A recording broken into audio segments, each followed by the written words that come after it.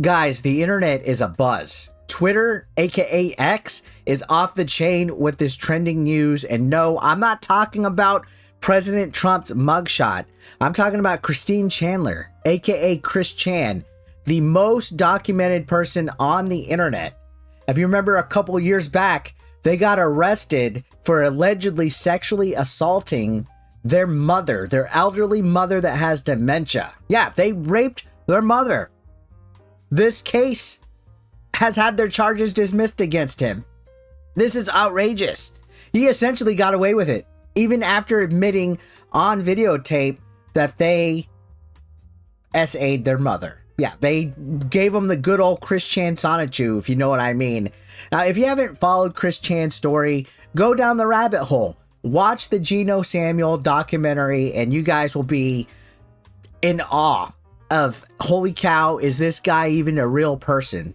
Think about every single thing if you've been following the Chaniverse, Christery as they say, from his humble beginnings of trying to find a boyfriend-free girl, to getting banned from the mall, running over video game store managers, to becoming a female lesbian just so he could have a shot at lesbians. This guy is like the perfect quintessential example of an incel. And it's a rabbit hole to go down, trust me. And in May, he was spotted at a Walmart shopping for a Nintendo Switch and other things, the necessities, right?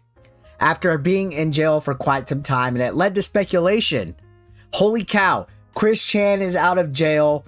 Guys, hide your wives, hide your moms, hide any kind of thing that has a hole, because Chris Chan's out on the loose.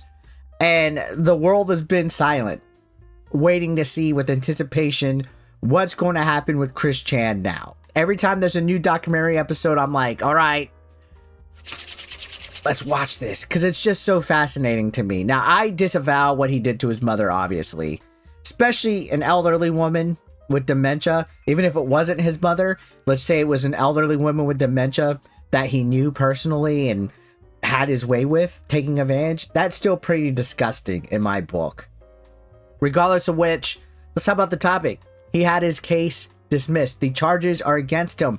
He is a free man. He's free to roam wherever he wants. And the real killer on this is that they don't even have to register as a sex offender. How does that work? How does that fucking work? So the initial charges were completely dismissed. No new charges. No pending items. Nothing. No, okay, come back to court on a later date.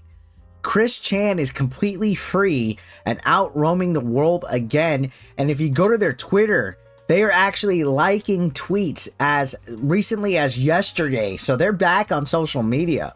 So there's a concern online. Chris Chan is trending in entertainment. And a lot of people think that Chris Chan should still be locked up for more than just the prior allegations. If you look at his history. Again, innocent till proven guilty. I know that. But what kind of justice system do we have where Chris Chan, a well-known transgender woman with autism, who gained attention for being arrested in Virginia due to alleged incestuous relationship with their mother, reportedly had all the charges dropped? What are your thoughts on this, guys? I'm in the boat of yikes. This is scary. Now, what happened? Did the judge, prosecutor, defense lawyer probably have a meeting before this and basically just decide that Chris Chan is mentally unstable and not aware and too autistic to know that what he did was completely wrong? Probably, to be completely honest. That's probably why this case was thrown out. Was it open and shut? Was Chris Chan not aware of what he was doing? I don't know. Sometimes it feels like Chris Chan hides behind the whole "I'm autistic" excuse. So is the condition that Chris Chan has to be institutionalized to a certain degree, maybe in a halfway house or under supervision, and obviously, and I hope, far away from his mom. I hope he never gets anywhere close within his mom ever again. Did they do the jury a favor on this, though, saving them the trauma and having to go through the rabbit hole of listening to his story? Also, can you imagine the amount of harassment that these people would get online from people that are obsessed with Chris Chan, these people would be in the Chris Chan documentary if they were jury members, and they would get contacted by all sorts of people that are absorbed into this. There's weirdos out there that have contacted some of the women from Chris Chan's past. So yeah, I think that maybe they just thought this was an open shut case, that he's mentally unstable and that he needs help and he wasn't aware of what he was doing, and that as long as he stays away from Barbara Chandler and is institutionalized, everything should be all right.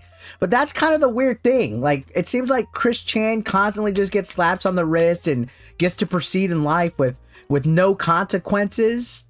I don't know. It's just kind of concerning, in my opinion. If you look at the charges, it was a class 5 felony that was initially charged against him, and now he's scot free without even having to become a sex offender. There's no registration at all. Apparently, this was decided August 8th, by the way, and the news came out August 25th. Shit, for all we know, Geno Samuel's documentary might have contributed to the case as evidence that he was mentally unstable. That's like hours and hours of footage. Regardless of which, man, the Chris Chan saga continues, and it's wild. Scot fucking free. I can't believe that. Real quick, guys, I want to give you an announcement. I have a book out. It's called From High School to Headlocks, an unlikely pro wrestling story. It's an autobiography about me. I wrote it about my 22 years experience in pro wrestling. It's available on Amazon. I'm going to have a Kindle version of it and a paperback version. The paperback version will be coming out soon, but feel free to check out the link in the description and the comments down below to check out the Kindle version. Get your copy today. It'll be a good way to support me and get to hear my journey and my story. It's actually really interesting. I tell a lot of funny stories. I also talk about some heartbreak and mistakes that I've made along the way. And I give stories about former WWE guys that I've wrestled, like Viscera and Marty Jannetty, even Hacksaw Jim Duggan and Jerry Lawler. So guys, check it out. Again, I'm very proud of this. I hope you guys enjoy it. If you do read the book, feel free to leave a review on the Amazon page. Thank you so much for the support.